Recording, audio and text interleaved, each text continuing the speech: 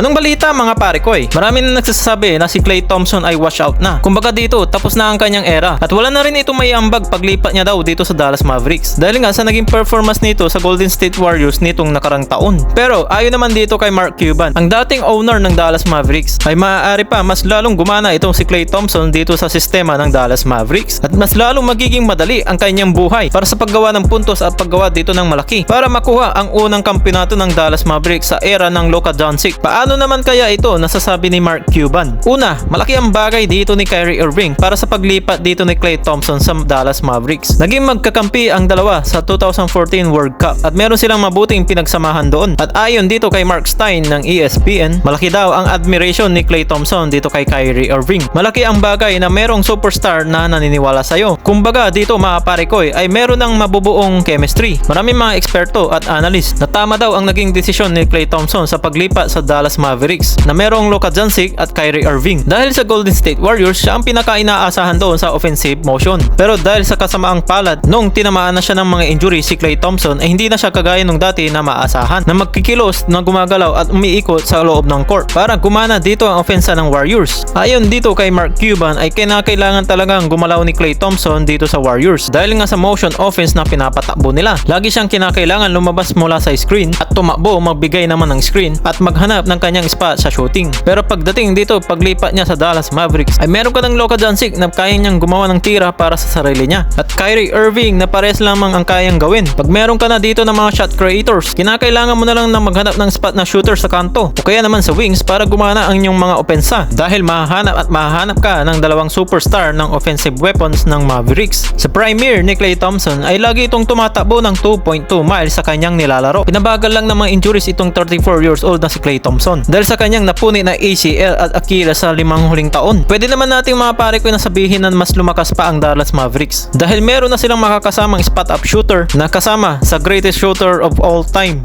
Samantalang, dadako naman tayo sa susunod na pag-uusapan dahil pinipili ng tinitrade si D'Lo bago mag-umpisa ang NBA season. Pero ang masakit kay D'Lo dahil ginagawa ang lahat para manatili sa LA. Kaya heto ang isa pang mabigat na trade package sa Lakers para inaasahan na makakuha ng third superstar. Dahil noon nasa Paris din si Andrew Russell para suportahan si LeBron James at Anthony Davis. Sa isang video ay isa sa mga pinakagrabing makipag-celebrate. Sa alayop yan ng LA Lakers duo dito sa kontra sa Serbia. What a great heart and personality yan. Aba, as a Laker fans ay bibigyan ko pa siya dito ng pagkakataon. Anyway, pupunta naman tayo sa trade market. Ang Portland ay isa rin sa matunog ng trade partner ng LA. Involving yan kay Jeremy Grant. Pero ayon naman sa report, ayon ng Portland kunin itong si Angelo Russell. Kapalit na itong si Jeremy Grant. Meron pa naman ditong natitirang trade option para kagatin dito ng Portland ang trade offer ng Lakers. Na kahit hindi kasama dito si D'Lo, pero mabigat ito sa Lakers. Dahil yan pa isa sa mga gagawing galaw ng LA Lakers. Ano kaya masasabi nyo dito mga pare ko? Kung dapat pa bang manatili si D'Lo sa Lakers at pati na rin ang ginawang desisyon ni Klay Thompson. Tara pag-usapan natin yan sa comment section sa baba.